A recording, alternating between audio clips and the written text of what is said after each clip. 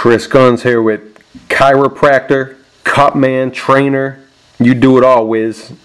Wiz Fernandez, close friend of Guillermo Rigondeaux, and you've been with Guillermo recently. Tell me what the champ's doing, Wiz.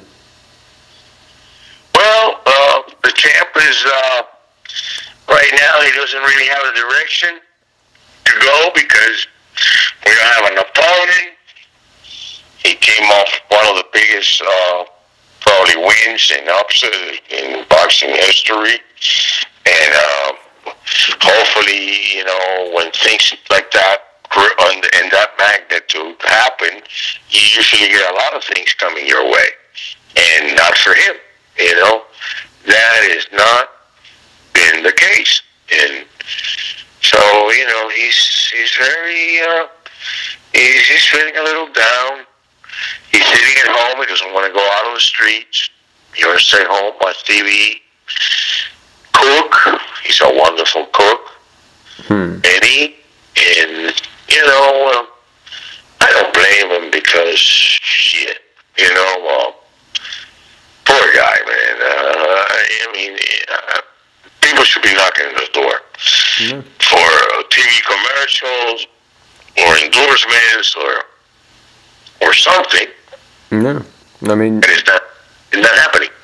His last fight, you just rewind the clock a few months, and he beats Nonito easy, and he's given a key to the city.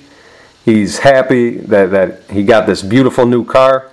Tell me how his life changed after that win. It just seemed like the sky was the limit.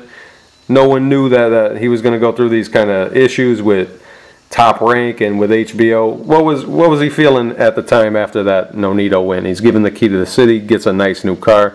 Tell me what he was doing and what he was thinking. We really thought that he would get a super mega fight. Maybe fight Abner, which, by the way, he already beat in the amateurs. But everybody's saying right now in the internet, because I even in Facebook, people are saying that Abner will beat Rigondeaux, which that's okay. They can say that, but Abner would only have two chances. Where Rigondeaux would be very slim, and none. And Slim is waiting on the bus. But Mexican are beautiful people, but they love their boxing, and they love their country even more. And when you mention Rigondeaux already beat him like I have before, and it would be a good fight while it lasted. Oh, they blast me. Oh, you crazy. Oh, and I'm crazy. Supposed to be. I'm crazy. But I know what I'm talking about. And I know, man. I know Rigo. Rigo can take me easy. Real easy. And there's been news of dissatisfaction, I guess. HBO wasn't... I guess he beat Nonito so easy, and for some reason HBO considers it boring. What does Guillermo think about that? HBO's calling him boring. I love watching him fight. I love the way he fought Nonito. I find it exciting. I find it fun. I don't know how more people can't see it and love what they're looking at. What's he think about what the people are saying about his style? And they're even asking him to change his style, or they're not going to put his fights on the air. What's Guillermo think about all that? Well, Guillermo's very disappointed because he knows that most of these executives in TV, they only cares about the ratings. They want a boxer that goes there and give you one and take one. But that's not boxing. And boxing is to hit the guy and not get hit. And if anybody in this world tells me that boxing is not about hitting and not getting hit, then they never saw Sugar Ray Robinson. Yeah. And you know, they never seen him, and they never seen a few more great fighters that they were that you couldn't hit him, and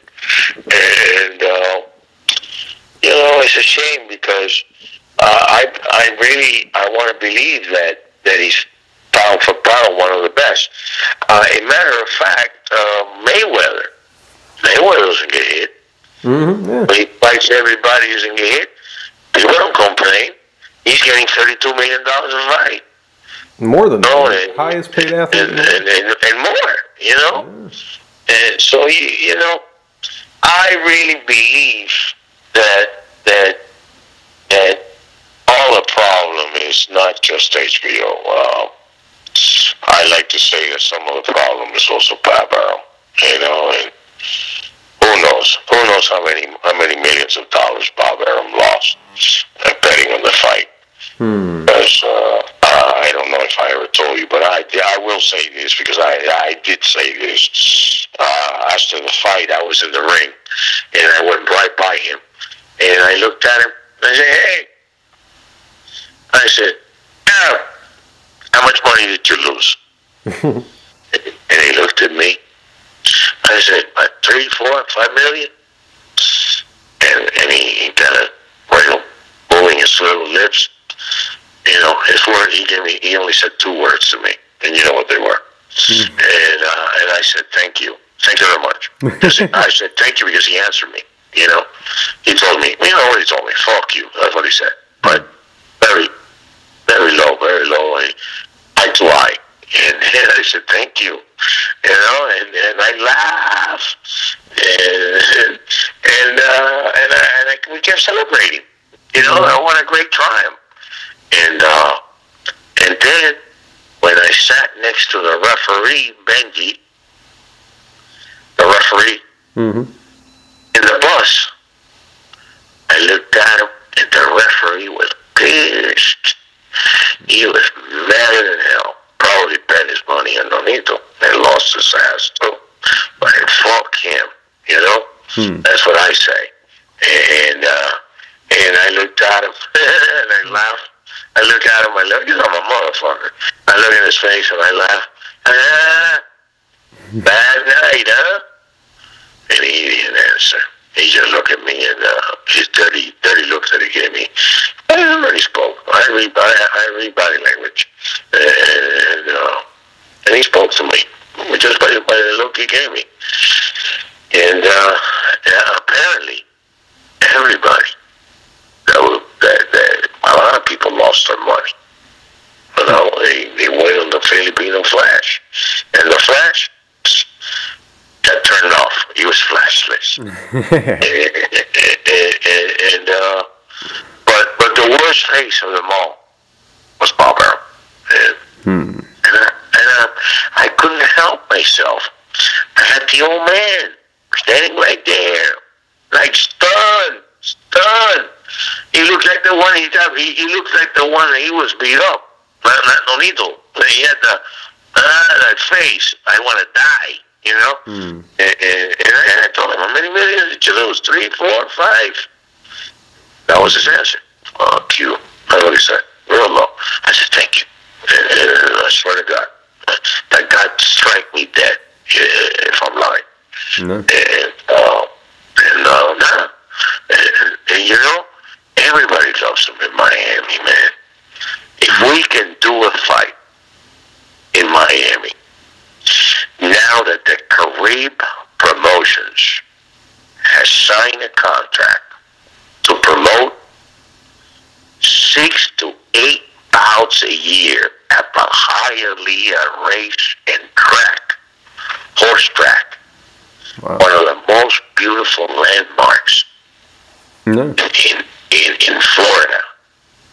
You know, I believe that we can pack them. We can pack them because we'll have, if Rigondeaux won't fight that day, he don't fight on the card, he'll be like he'd be like on ringside, or he could be a Spanish commentator for Telemundo or Telefutura, and he's very warm. You can't help liking him. Yeah. Rigondeaux is such a warm guy. He's such a warm guy that you can't help liking him, you know? Yep. Everybody who met him, not a bad word to say about him. I talked to a lot of people about him. He's my favorite fighter. I think he's the best fighter in the world. Right now, I think he's pound for pound. And I talked to people about him, and I never heard anyone say a bad word about Rigondeaux. Never. He's a beautiful man. He's a friend. He's courteous when you go to his house. Mm-hmm. He goes out and brings you a chair, and he will go and fix you a plate of food and bring it to you. Listen, man, a real man, a friend. He doesn't have an ego, you know, and you kick it with him, you know. You get there, you kick him with it, and it's all a lot of fun. It's all a lot of fun with him. Yeah. And I'm blessed. And after that fight with Nonito, he got a beautiful new car, and he even let you drive it, didn't he? Oh, yeah. Oh, yeah. What kind of cars he got? Beautiful Bentley. The color, the most beautiful color. I never seen a color like that in my life. I don't know if it's green or gray, but what a weird color. And when I drove that thing, I thought I was driving a magic carpet. Yeah, I felt like Aladdin and the magic carpet, you know.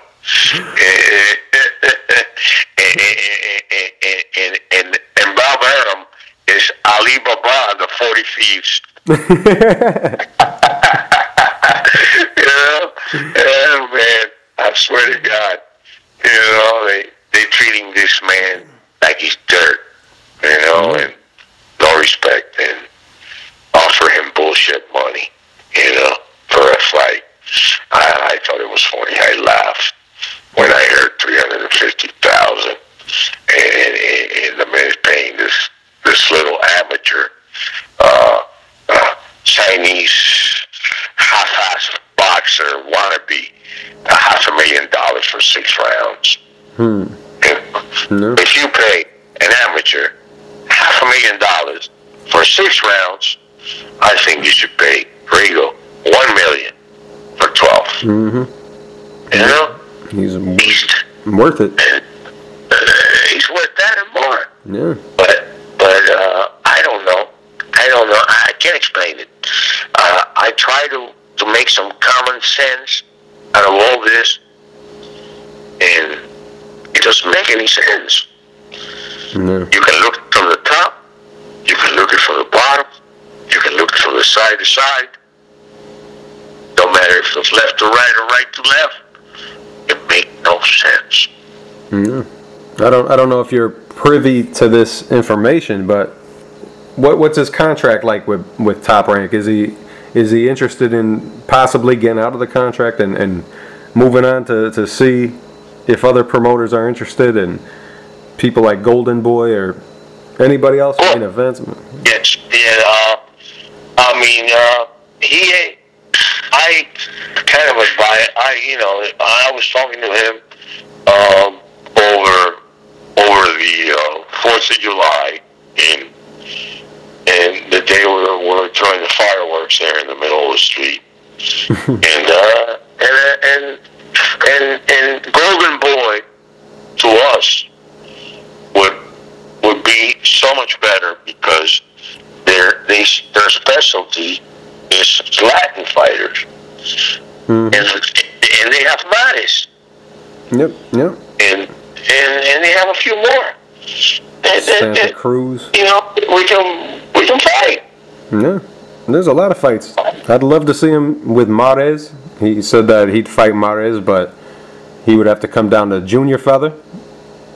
Right now, Abner's a weight class above him, but if the money's right, maybe a catchweight. I don't know. Maybe he could go down to 122. Maybe Abner can make 122, but you got Leo Santa Cruz, and even HBO now. Just on Saturday night, a guy by the name of Kiko Martinez, right? He just beat Jonathan Romero. Memo. Yeah. And I gave Martinez a new name in Facebook. I don't know if you saw it, but I just baptized Kiko Martinez with his nickname as Kiko the Bum Martinez. Because to me, he's a bum. And I know a bum when I see it. And he's a bum. And a tough bum, but, you know. Pressure from right? I mean, he ran Jonathan Romero out of the ring. Just kept on him. Not afraid to take a couple of shots to give some. And HBO, even though they don't want to put his fights on, they did seem to bring his name up a lot. Guillermo's, they mentioned him, and they mentioned Kiko as possible. They actually were talking about Jonathan Romero during the fight and how he almost got the fight with Rigondeaux a couple of times in the amateurs, but something prevented it both times, and they never actually fought. So they managed to bring him up that way, and they brought him up at the end of the fight too, and mentioned how talented and how great he was. But it's just strange that they don't want to put his fights on. It's real bizarre to me. It is. No. Do you think they might want to put a fight on between Rigondeaux and Kiko Martinez now? Yeah, that'll be nice, Kiko, because Kiko ain't shit, you know? Kiko, to me, Kiko, he ain't nothing. He's a bum. I nicknamed him the bum. And everybody loved the name that I gave him. You know, right after the fight, I gave him the name, the bum. And now he's known as, in Miami, he's known as Kiko the Bum. Martinez. Yeah, serious. I'm serious when I tell you it. Once I'm like Muhammad Ali. When I name somebody, when I give somebody a nickname, it's like a gum on a shoe. You know? Sticks right to it. You know? and I gave him the name. I swear to God. When I saw him, and I even wrote it. I even wrote it on Facebook. And most people that know about boxing, they loved it. They put, wow, yeah, that's a good name, Wiz. And they put LOL, laugh out loud, you know, and they did. They were laughing. They were all laughing. And but I was serious. I was serious. It was a heart attack, man. When I named the kid, that was Kiko Martinez. Kiko the Bum Martinez. You know? And to me, I mean, what would the fight last? 3 rounds. You've been cutting. Oh my God, you're cutting. How about the first round? It's very possible. You can't attack. You can't attack him. See, Nonito was tall. Nonito had reach, height, punch like a mule. Ain't no doubt about it. But Kiko don't punch. He repeats a lot. But if Rigo hits him if Rigo would have hit the Colombian kid with three or four, he hit that Colombian kid with 100 shots. He would hit him with three solid ones. Fight would have been over. Yeah, and it would have been over. Just to jump back to Nonito, I'm sorry. Did Rigondeaux ever tell you what he thought of Nonito's power? Did he say that he hits like a mule? Yeah, I know. He told me. The couple of blows he hit him with 2 or 3 solid ones throughout the whole fight. But when he hit him on the clinch, and he hit him because that was another thing that he hit him in the clinch. He was not a clean punch. It was the referee said stopped, and that's when he hit him. And that was not a clean punch. But even that, Rigondeaux went down and he bounced right up, you know. And then he answered back. ping, pam, pam. Hit him with some good left and rights. But yeah, he after the fight, Rigo had a little bit of inflammation in his right cheekbone, but on the bottom, not on the top. So when you get a little inflammation on the bottom, it means that you got hit with punches rolling. Mm-hmm.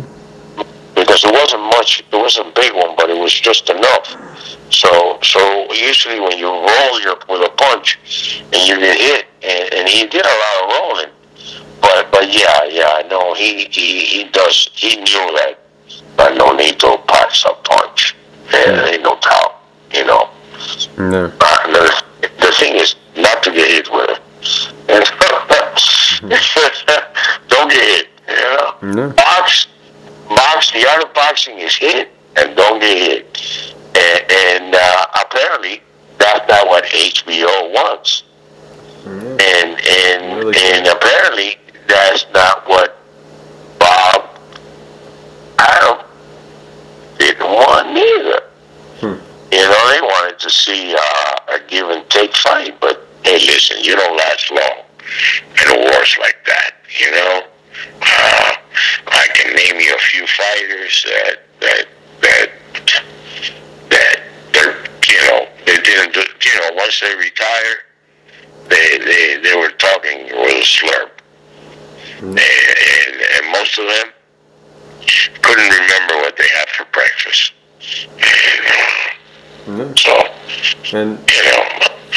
And when he was asked about this in a recent radio interview, Rigondeaux answered, he said, "I don't think I need to change anything. I'm a champion, and I'm a champion for a reason. I'm not going to change. I am just going to keep doing what I'm doing, and that has been working for me." That's what he told Boxing Radio. Did he talk to you about that at all, too? Did he talk to you about deciding that he's not changing for anybody? Oh, he's told everybody.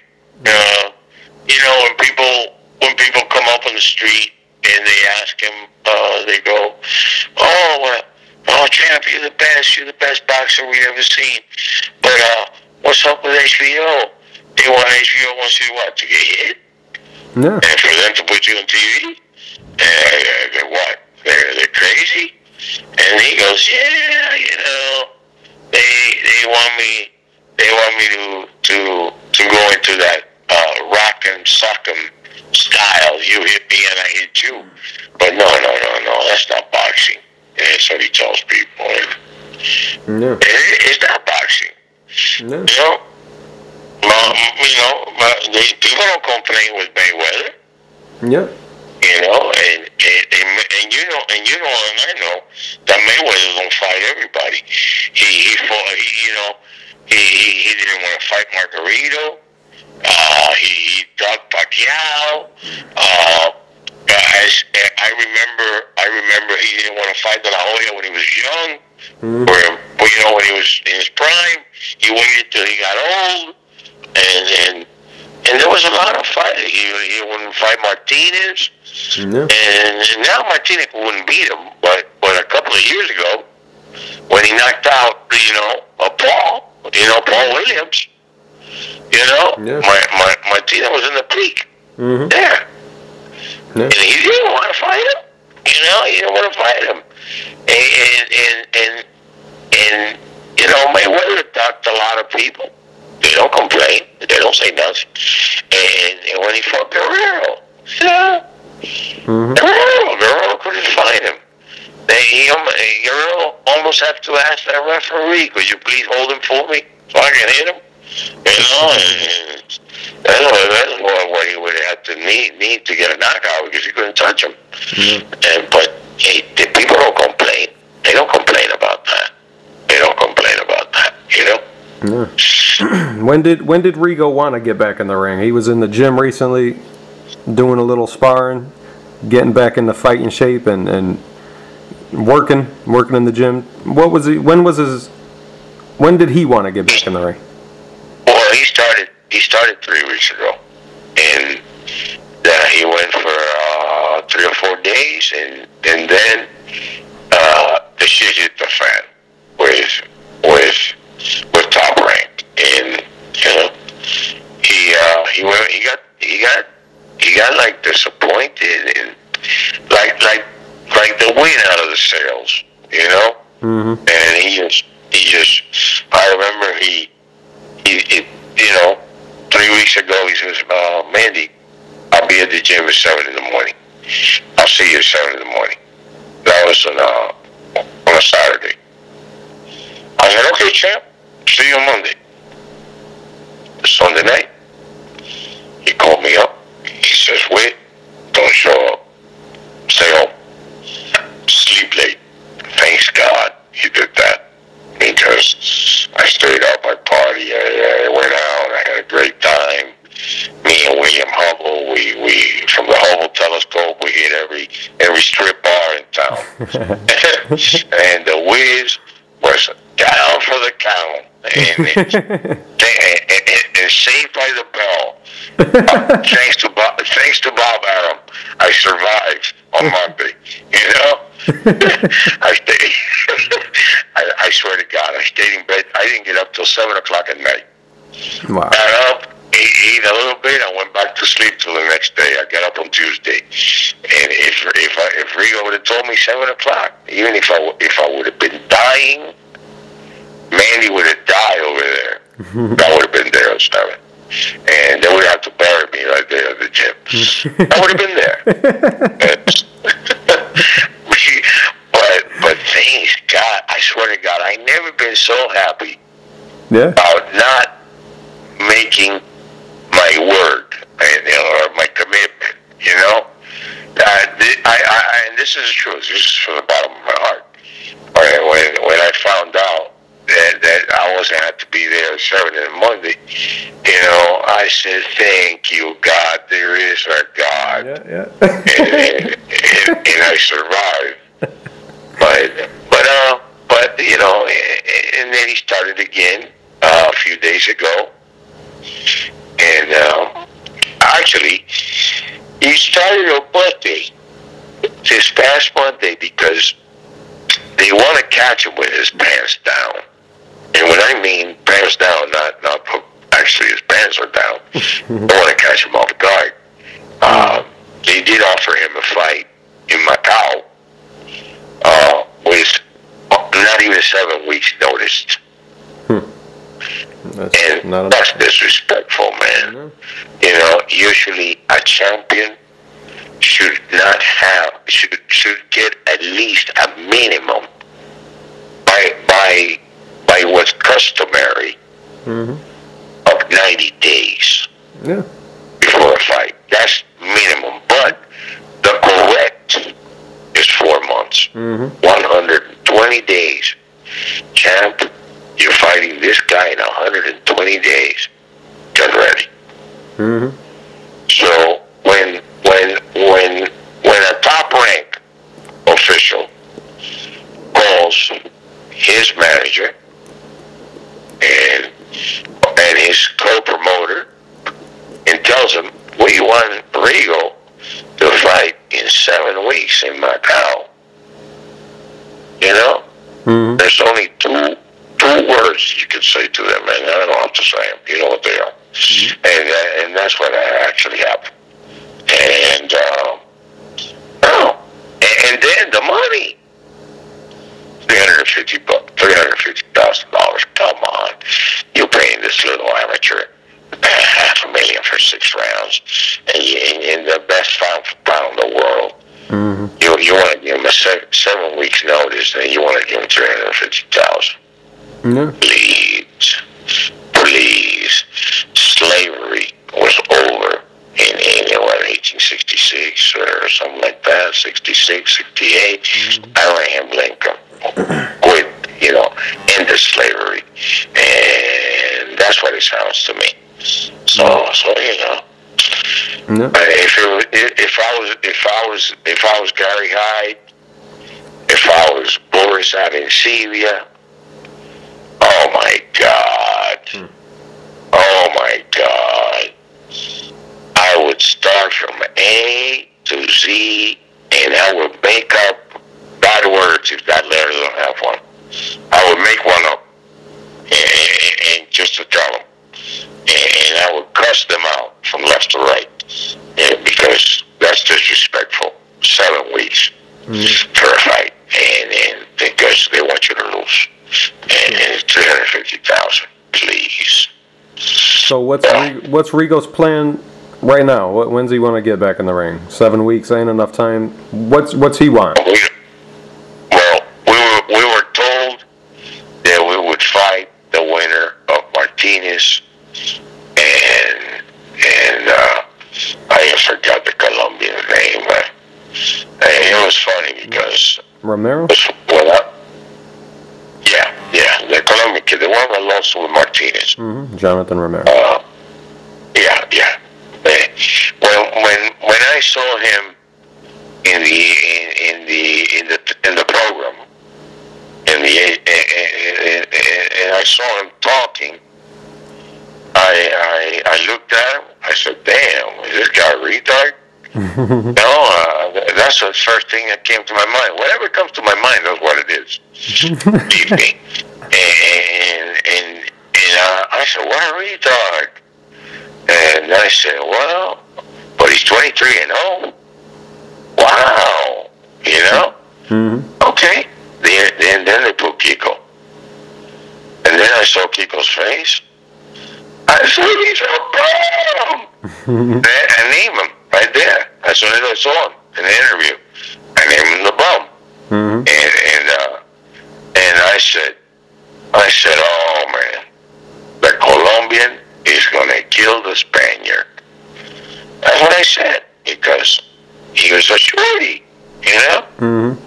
And when I saw the Colombian, the Spaniard come out smoking, I said, "Well, he's gonna get tired in 1 or 2 rounds." That's what I said, and the Colombian's gonna knock him out. Let me tell you, when he got to the 2nd, the 3rd, and the 4th round, and I saw that other guy, when I wasn't making him stand his ground, I was not putting the stick out there with those long arms. Yet, I said, "Oh my God, this is a protected champion." And to me, that was the first thing that came to my head. Then I started rooting for the bum. In the 4th round, I changed. You know, I said, "Damn, I got to root for the bum." But I didn't want the bum to win, because we were supposed to fight the winner of that fight. Yep. And we were thinking the Colombian, because 23-0, and he was fighting Kiko was what, 27-4, yeah, something like that, and couldn't punch his way out of a wet paper bag, you know, with little knockouts, and he wins. So I tell you, man, boxing amazed me. You know, boxing is a box of surprises. That any given day, anybody can beat anybody. You know, there's no tomato cans in boxing. You can get a lion. You think you have a lamb, and actually a lion comes out. And I call bums tomato cans. You know, to me, they're when they bring when they ask me for a fighter, "Oh, can you get me a fighter? What do you want? You want a tomato can? I'll get you a tomato can. We'll get you a guy with 1 arm, 1 leg, and 1 eye, and back surgery the night before the fight, and we're giving $50 and a bottle of Ripple, you know." And you know, and sometimes those bums, they come out and boom, they hit you with a lucky punch, and what happened? You know? Oh, no. Maybe look in the ring. Maybe he's slipping a banana peel. No, hell no, he got punched. You know, but boxing, man. You know, you're a boxer. boxing, man. You know that. Yeah. Well, sometimes you gotta expect the unexpected, and there's no things as bombs or tomato cans. Yeah. You know? Well, Unbelievable. Unbelievable with the situation that poor Rigondeaux got, because they promised him when we turned, he turned down the fight in Macau. Mm-hmm. He said, forget about that. That one we know, everybody knows. And then they called him and they said he would fight the winner of Martinez and Romero. And he says, okay, I'll fight him. You know? Mm-hmm. And then the bum, when they interview him, here's him, he's saying hello, everybody from the whole family, and he was so excited to be there, and because he was excited because he realized he didn't have he did not have a prayer in hell. And he won. And I believe he was more surprised of winning than the other guy surprised of losing. So they were pretty even there. And the way he was talking, oh my God, no, thank you very much. And then they asked him, who do you want to fight next? And he's an idiot, because you're 122 pounds, and you're talking about wanting to fight Nonito Donaire at 126. Why don't you say, I wanna unify my title with Guillermo Rigondeaux? Hell no, nobody wanna mess with Rigo. No. I made a comment on that on Facebook after the fight, when all my Spanish people like Rafael Caballero, Azteca Boxing, all the Spanish boxing things that they post. Mm-hmm. And my thing was, why didn't he ask for Rigondeaux? Why does he want to go up to 126? Yeah. And fight Nonito? Nonito lost his last fight. Yeah. Why don't you fight the guy that beat him at 122 like you midget? That's what I would have said, Do you think that That's what I said. Do you think that maybe they're told to not mention the name? Do you think that maybe Top Rank said, don't mention Rigondeaux? Do you think maybe? Without doubt. Yeah. Thank you for bringing that up. Yeah. Because that was one thing that I talked to Rigo. Don't you? Because we were watching the fight. We're all watching the fight. Mm-hmm. And we said, hey man, but now that you said it, you verified what I thought. Yeah. Right. And you just verify it right now for me. I just thought and thank you for doing that, because maybe I thought I was crazy by thinking that. But no, it had to be. It had to be. It had to be, because he didn't mention. What, you're 122. What the hell are you doing mentioning Nonito? Nonito lost to Rigondeaux. Yep. Very strange. Well, the only reason that he didn't say it is because probably Top Rank or HBO, it had to be HBO. It couldn't be Top Rank. Because it had to be HBO. Ain't no doubt about it. Yeah. And a few weeks ago, HBO had a thing in LA called a Dinner of Champions. And the fighters that were in attendance were Adonis Stevenson and Gennady Golovkin. Rigondeaux was not invited. Yeah, they had Nonito. They had Juan Manuel Marquez, Yuri Ortiz Gamboa, Ruslan Provodnikov was there, Mikey Garcia, Terrence Crawford, and they didn't have Rigo, but they had the guy who Rigo dominated. It doesn't make sense. No, he was not invited. That's a snub and a half. And we were very upset. You know, he was not invited, not even called, not even invited. That's ridiculous.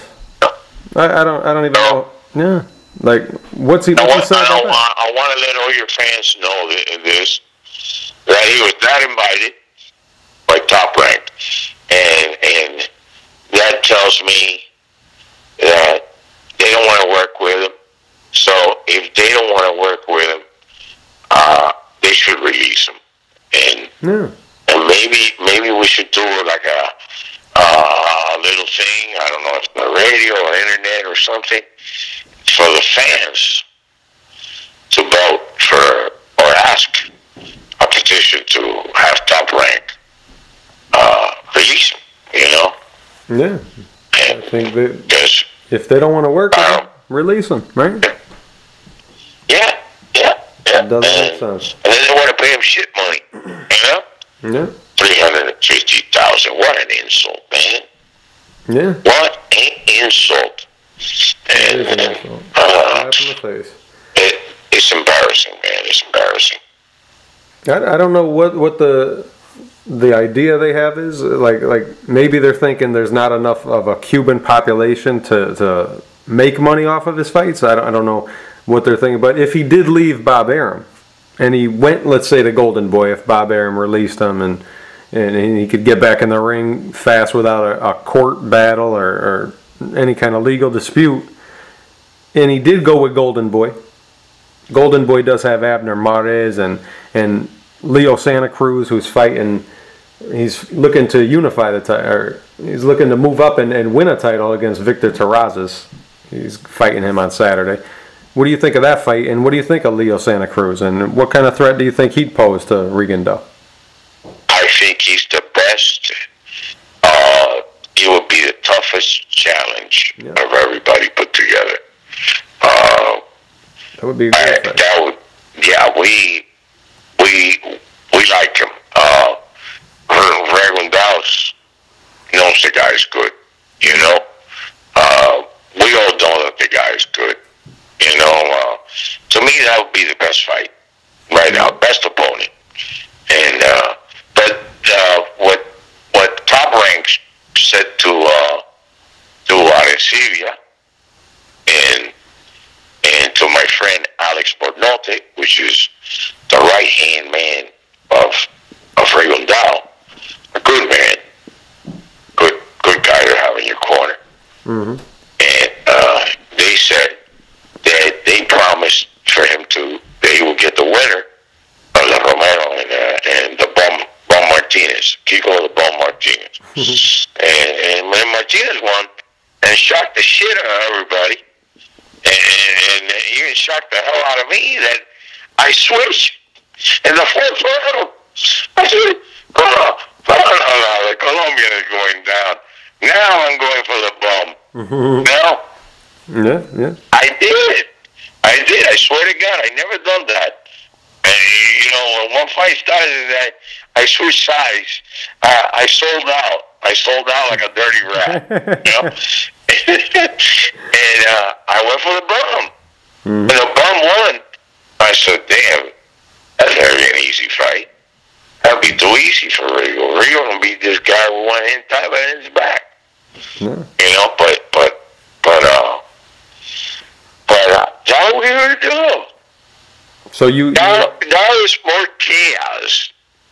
chaos, because you know, I don't know anybody wants to see Rigo fight somebody that's 20, 24, and then 6 or 7 losses. Nah, you know. They wanted to see the 23-0 guy. Yep. That he should have beat the bum and be 24-0. That would have been interesting. Mm-hmm. You know, 24-0 with another champion. But who knows, man? Got to run out of the ring. It's weird. Yeah. So you expect Leo Santa Cruz to defeat Terrazas when they fight? You're impressed? Should. Yeah. He should. Yeah, I'm looking at the rankings too, and Vic Darchinyan's still there. Vic Darchinyan was actually offered a fight with Rigo, wasn't he? No. Big turned us down. Yeah, he was offered the fight, but he turned it down. No.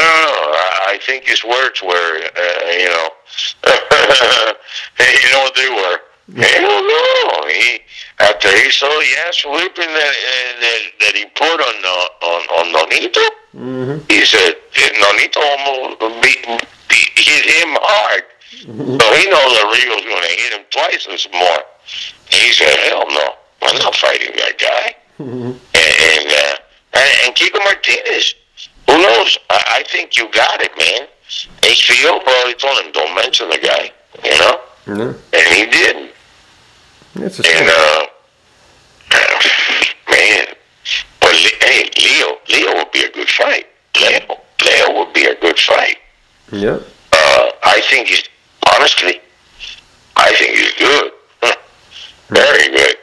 And it would be an interesting fight. I mean, Rio will beat him, but it's not going to be. It ain't going to be a walk in the park. No, that's high praise. That's high praise from a man who beats great fighters so easy like Rigo does. Well, man, he makes it look pathetic. Yeah. Rigo comes out and his head doesn't stop moving. His feet. No. Master. He's a master of his craft. Let me tell you something. When he trains in the gym, a lot of the kids, like Socarras, you know, and other few more fighters that are there, that they watch him do sparring, brother, you would not believe how much those kids learn by watching Rigondeaux spar in the ring. But learn.